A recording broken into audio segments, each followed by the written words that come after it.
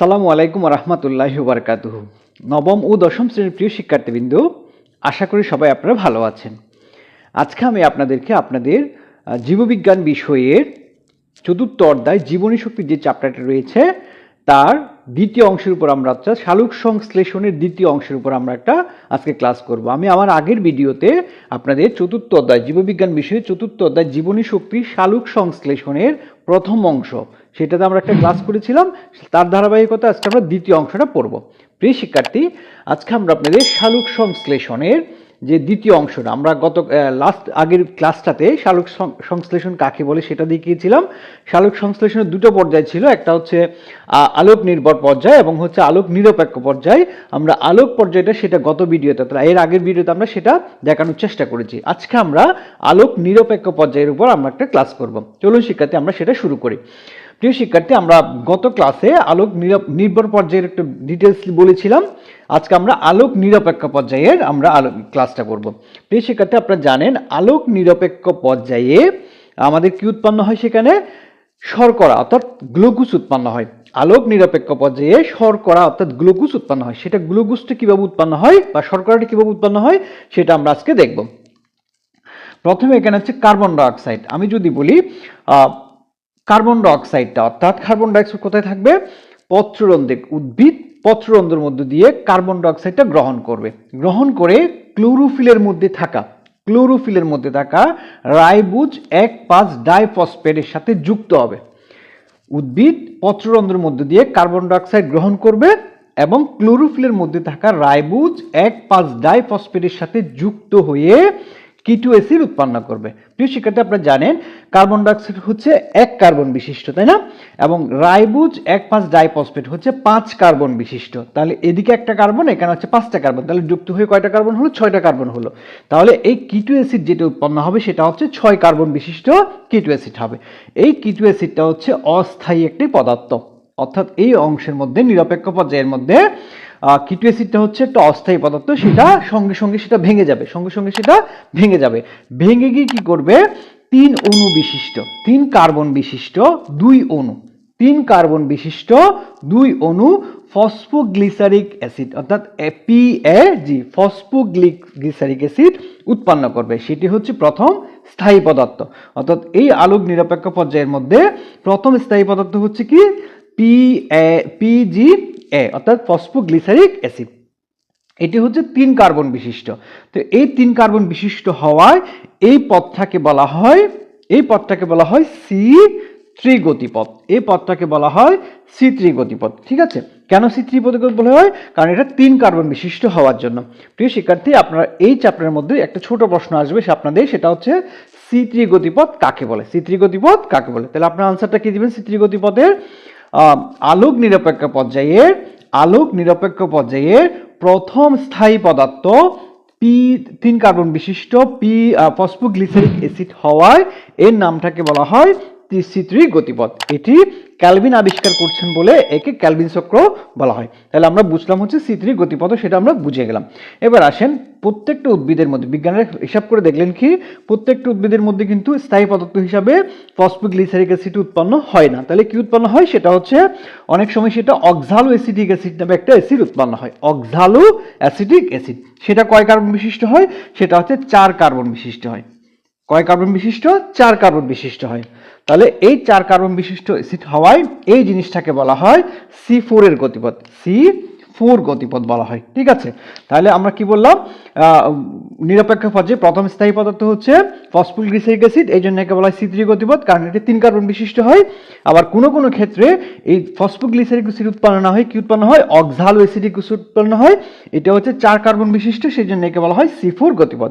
তাহলে আপনাদের একটা ছোট প্রশ্ন আসতে পারে, সেটা হচ্ছে কি C4 এর গতিপথ কাকে বলে? C4 গতিপথ কাকে বলে? তাহলে আপনারা বলবেন কি আলোক নিরপেক্ষ পর্যায়ে কিছু ক্ষেত্রে অস্থায়ী পদার্থ হিসাবে অক্সালো অ্যাসিটিক অ্যাসিড উৎপন্ন হয়, সেটি 4 কার্বন বিশিষ্ট হওয়ায় এই গতিপথটাকে C4 গতিপথ বলা হয়।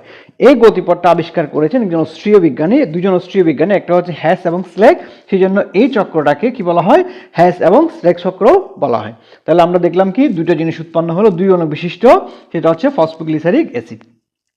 এই ফসফোগ্লিসারিক অ্যাসিডটি আমাদের আলোক পর্যায়ে আলোক নির্ভর পর্যায়ে উৎপন্ন হওয়া এই এটিপি এবং NADPH2, এটিপি এবং NADPH2 এটি কোথায় উৎপন্ন হয়েছিল? যে আলোক পর্যায়ে, আলোক নিরপেক্ষ পর্যায়ে, আলোক নির্ভর পর্যায়ে, আলোক নির্ভর পর্যায়ে উৎপন্ন হয়েছিল। সেটা কি উৎপন্ন হয়েছিল? এটিপি এবং NADPH2 উৎপন্ন হয়েছিল। তাহলে এই দুটো জিনিস বিক্রিয়া করে মিশ্রিত হয়ে কি উৎপন্ন হবে? 1,3 ফসফোগ্লিসারিক ডিহাইড এবং দুটো উৎপন্ন হবে পদার্থ, সেটা হচ্ছে 1,3 ফসফোগ্লিসারিক ডিহাইড এবং একটা হচ্ছে ডাই হাইড্রোক্সি অ্যাসিটোন ফসফেট। এই দুটো জিনিস উৎপন্ন হবে। ঠিক আছে, তাহলে আমি কি বললাম? আমাদের প্রথম স্থায়ী পদার্থ ফসফোগ্লিসারিক অ্যাসিড এবং আলোক নির্ভর পর্যায়ে আমাদের আগে থেকে উৎপাদিত এটিপি এবং NADPH2 বিক্রিয়া করে কি উৎপন্ন হবে? দুটো পদার্থ উৎপন্ন হবে, একটা হচ্ছে 1,3 ফসফোগ্লিসারিল ডিহাইড এবং আরেকটি হচ্ছে ডাই হাইড্রোক্সি অ্যাসিটোন ফসফেট। এই দুটো জিনিস উৎপন্ন হবে। তাহলে এগুলো কি করবে? এগুলো পর্যায়ক্রমে বিভিন্ন বিক্রিয়ার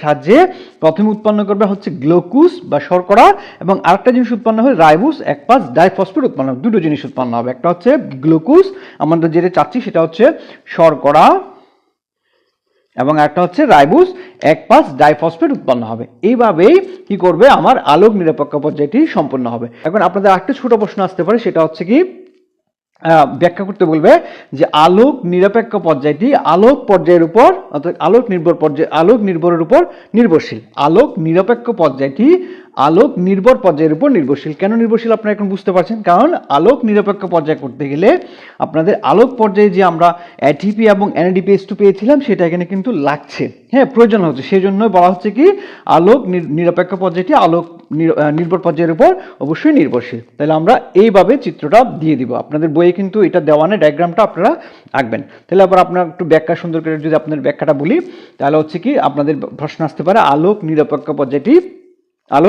পর্যায়টি ব্যাখ্যা করো বা বর্ণনা করো। তাহলে আপনি প্রথমে এই চিত্রটা আঁকবেন, এইভাবে করে দিয়ে দিবেন। তাহলে বলবেন কি নিচে আলোক নিরপেক্ষ পর্যায়ের বর্ণনাটি দেওয়া হলো। কি বলবেন?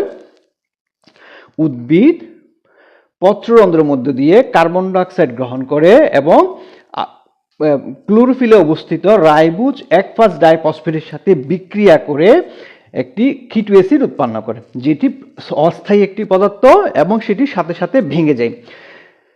অস্থায়ী কিটো অ্যাসিডটি 6 কার্বন বিশিষ্ট হয় এবং সেটি সাথে সাথে ভেঙে 2 অণু বিশিষ্ট 3 কার্বন বিশিষ্ট 2 অণু ফসফোগ্লিসারিক অ্যাসিড উৎপন্ন হয়, যেটি প্রথম স্থায়ী পদার্থ। এই প্রথম স্থায়ী পদার্থ 3 কার্বন বিশিষ্ট হওয়ায় একে C3 গতিপথ বলে। C3 গতিপথ অর্থাৎ ফসফোগ্লিসারিক অ্যাসিড এখন পূর্বে আলোক নির্ভর পর্যায়ে উৎপাদিত এটিপি এবং NADPH2 সাথে বিক্রিয়া করে দুটো পদার্থ উৎপন্ন হবে।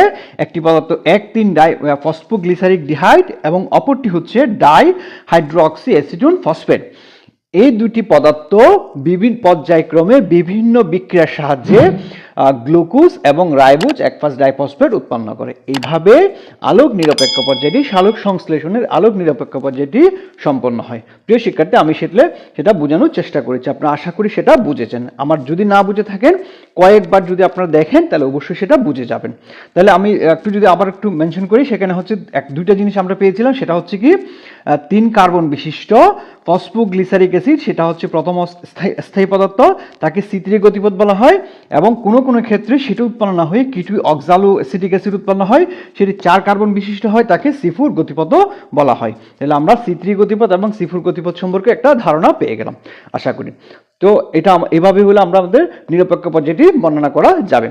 তাহলে এখন চলেন আমাদের দ্বিতীয় আরেকটি প্রশ্ন আসতে পারে আপনাদের এই টপিক্সের উপর, C3 উদ্ভিদ এবং C4 উদ্ভিদের মধ্যে পার্থক্য লেখ। অর্থাৎ এখানে যে আমরা C3 এবং C4 দুটো অংশ পেয়েছিলাম সেটার পার্থক্য লেখা, মানে C3 উদ্ভিদ কাকে বলে বা C4 উদ্ভিদ কি সেটা আমরা পার্থক্যটা। তাহলে আমি একটা চার্ট লিখেছি, আপনার চাইলে স্ক্রিনশট নিয়ে সেটা নিতে পারেন। আমি তো তারপর বলে দিচ্ছি। C3 উদ্ভিদ এবং C4 উদ্ভিদ, প্রথম স্থায়ী পদার্থ এবং 3 কার্বন বিশিষ্ট ফসফোগ্লিসারিক অ্যাসিড। এটাও C3 হচ্ছে কি প্রথম স্থায়ী পদার্থ হয় এবং হচ্ছে 3 কার্বন বিশিষ্ট হবে, সেটা হচ্ছে ফসফোগ্লিসারিক অ্যাসিড হবে। এবার C4 সেটাও প্রথম স্থায়ী পদার্থ, সবগুলোতে কিন্তু C3 হয় না, কখনো C4 হয়। সেজন্য প্রথম স্থায়ী পদার্থ এবং 4 কার্বন বিশিষ্ট অক্সালো অ্যাসিটিক অ্যাসিড হবে। 2 নম্বর হচ্ছে ক্যালভিন চক্র সংঘটিত হয়, তো C3 মানে হচ্ছে ক্যালভিন চক্র, আর 2 নম্বর হচ্ছে C4 হচ্ছে ক্যালভিন চক্র ও স্নেক ছত্র সংঘটিত হয়। C3 হচ্ছে সালোক সংশ্লেষণের হার কম হয়, আর C4 হচ্ছে সালোক সংশ্লেষণের হার বেশি হয়। 4 নম্বর হচ্ছে উৎপাদন ক্ষমতা কম হবে C3 তে, এবং C4 উৎপাদন ক্ষমতা বেশি হবে। আর C5 হচ্ছে কার্বন ডাইঅক্সাইডের প্রয়োজন হয়, বেশি বেশি কার্বন ডাইঅক্সাইড লাগবে, আর এখানে কম পরিমাণ কার্বন ডাইঅক্সাইড প্রয়োজন হবে।